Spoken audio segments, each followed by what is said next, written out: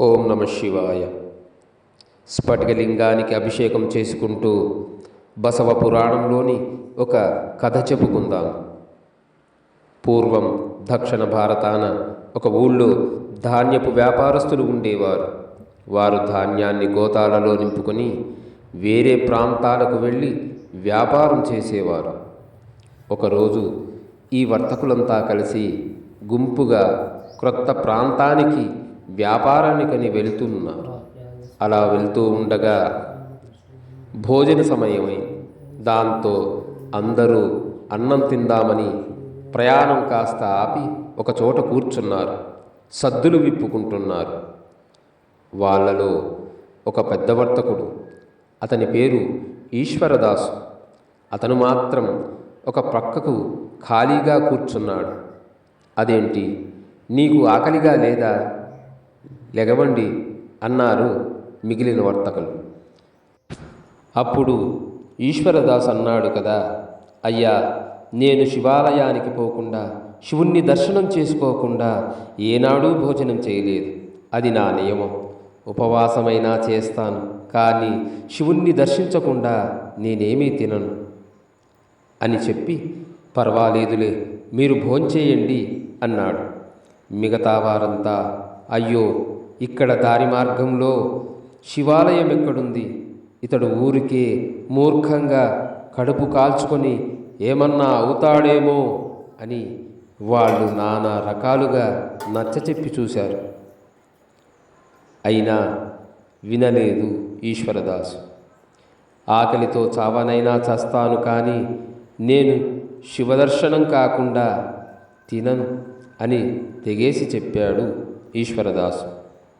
అయ్యో, ఈ దారిలో కూడు నీళ్లు లేకుండా ఎలాగా అని వర్తకులంతా అతని కోసం బాధపడ్డారు.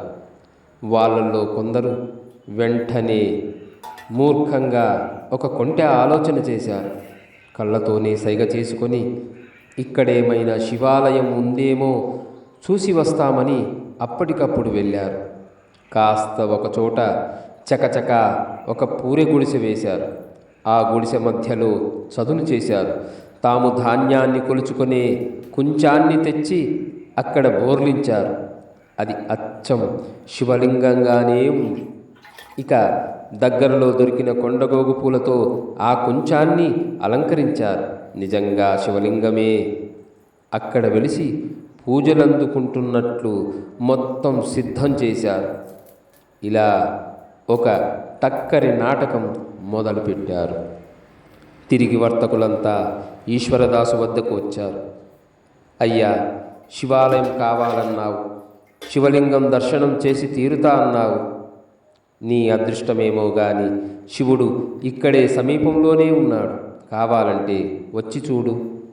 స్వామి దర్శనం చేసుకుని ఇక నీ ఉపవాస దీక్ష మానుకొని కడుపారా తినమన్నారు. నిజమా అన్నట్లు ఈశ్వరదాసు వారి వైపు చూసేసరికి, ఏంటి నమ్మట్లేదా? కావాలంటే చూపెడతాం, రా మా వెంట అని నమ్మబలికారు. అవునా, శివాలయం ఉందా?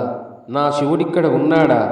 ఏది, ఎక్కడా అంటూ ఆత్రంగా వాళ్ళ వెంట నడిచాడు ఈశ్వరదాస్. అందరూ వెళ్ళి పూరి గుడిసె ముందు నిలబడ్డారు. చూడు, అదిగో శివలింగం, ఎవరో శ్రద్ధగా పూజ కూడా చేసి వెళ్ళారు, చూశావా అన్నారు. ఈశ్వరదాసుకు ఆనందం కొండంతయ్యింది. శివుణ్ణే ధ్యానిస్తున్న అతనికి అది కుంచలా లేదు, సర్వం శివలింగంగానే ఉంది. దాంతో ఆ పరమభక్తుడు ఆ కుంచానికి సాష్టాంగపడ్డాడు. ఉప్పొంగిపోయి ఈశ్వరా అంటూ కన్నీళ్లు కార్చాడు. తండ్రి, నీకు పెట్టకుండా నేను ఎన్నడైనా తిన్నానా? నీవు ముడితేనే కదా అది నాకు మహాప్రసాదం. అదే కదా నాకు నిండైన భోజనం. అయినా తలచిన వెంటనే తలుపుల్లోనే నిలుస్తావు కదయ్యా మల్లయ్య. నీవు నిజంగా దయామూర్తివి తండ్రి అని కుంచెను శివలింగంగా భావించి ముమ్మార్లు దాని చుట్టూ ప్రదక్షిణం చేశాడు. పదే పదే మ్రొక్కాడు. తన అన్నాన్ని అక్కడ ప్రసాదంగా ఉంచి తర్వాత దానిని సంతోషంగా తెచ్చుకున్నాడు. కడుపు నిండా తిని హాయిగా ప్రయాణానికి సిద్ధమయ్యాడు. మిగిలిన వర్తకులంతా ఈ వ్యవహారాన్ని చూస్తూ తెగ నవ్వుకుంటున్నారు. ఎంత పిచ్చివాడు కాకపోతే ఈ వర్తకుడు కుంచాన్ని శివలింగంగా నమ్మి మొక్కి వచ్చి కడుబొబ్బా తిన్నాడు. మనం అలా చెప్పి ఉండకపోతే శివుడు శివుడని ఉపవాసం చేసి కడుపు మాడి మధ్యలోనే చచ్చేవాడు. ఈ వెర్రివాడిని చూస్తే నవ్వాగడం లేదని హేళన చేశారు. ఇక తిన్నాడుగా, పొయ్యి ఆ కుంచాన్ని పట్టుకురండి, కొలుసుకోవడానికి ఆ కుంచమే కదా మనకు ఆధారం. అయినా ఆకలికి అక్కర వచ్చేవాడేరా అసలైన దైవం. మన కుంచమే ఇవాళ మనోడి కడుపు నింపింది. ఇది పరమశివుడి దయే మరి. సరే సరే, కొంచెం లేకుండా మనం ధాన్యాన్ని కొలవడం ఎట్లా? మన పని సాగదు గాని పొయ్యి కుంచెని తీసుకురండి అన్నాడు వాళ్ళలో ఒక వర్తకుడు. ఇది పరమభక్తుడైన ఈశ్వరదాసు విన్నాడు. చిత్రంగా చూశాడు వాళ్ళ వైపు. అయ్యో, ఇవేం పిచ్చి మాటలురా! అచ్చంగా ఉన్న శివుణ్ణి లేదంటారా? ఇది శివద్రోహం కదా, నేనిక వినలేను అని చెవులు రెండు గట్టిగా మూసుకున్నాడు. అరే, బుద్ధి లేక ఎందుకురా వాగుతారు? అది ముమ్మూర్తులా శివలింగమేరా.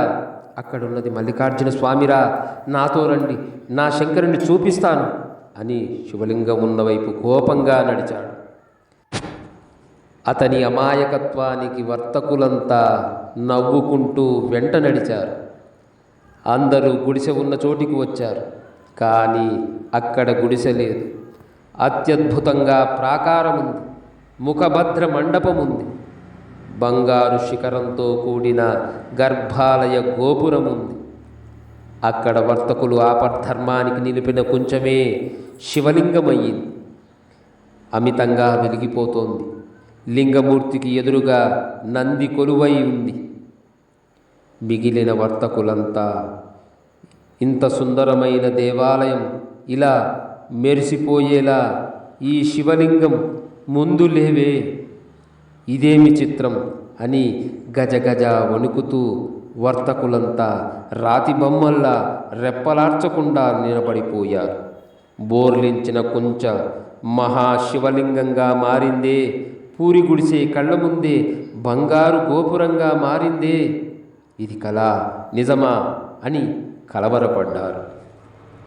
ఇంతలో అదిగో నా మల్లయ్య, నా లింగమూర్తి చూడండ్రా అని కన్నీళ్లతో ఆ శివభక్తుడు స్వామికి సాష్టాంగపడ్డాడు. మిగిలిన భక్తులంతా ఔరా, పరమశివభక్తుడైన మా ఈశ్వరదాసుని కోసం శివుడే ఇక్కడ వెలిశాడు సుమా అని గ్రహించి శివలీలకు పొంగిపోయారు. ఓం నమ శివాయ అంటూ ఎలుగెత్తి పాడుతూ శివలింగమూర్తిని తమ కళ్ళతో అభిషేకించారు. తమ అజ్ఞానాన్ని మన్నించమని వేడుకున్నారు. అక్కడ వెలిసిన మల్లికార్జునుడే బల్లేషు మల్లయ్యగా అందరి చేత కొలవబడ్డాడు. ప్రేమతో పిలిస్తే మనసులోనే మల్లేషుడుండిపోడా, నమ్మి కొలిస్తే కుంచ శివలింగంగా మారిపోదా? చూడాలే కాని శివుడు లేనిదెక్కడ? అంతా ఈశ్వరమయం. పరమభక్తుని కోసం ప్రేమతో వెలిసిన బల్లేషు మల్లయ్య మనకు వరాలను ఇచ్చుగాక. ఓం నమ శివాయ.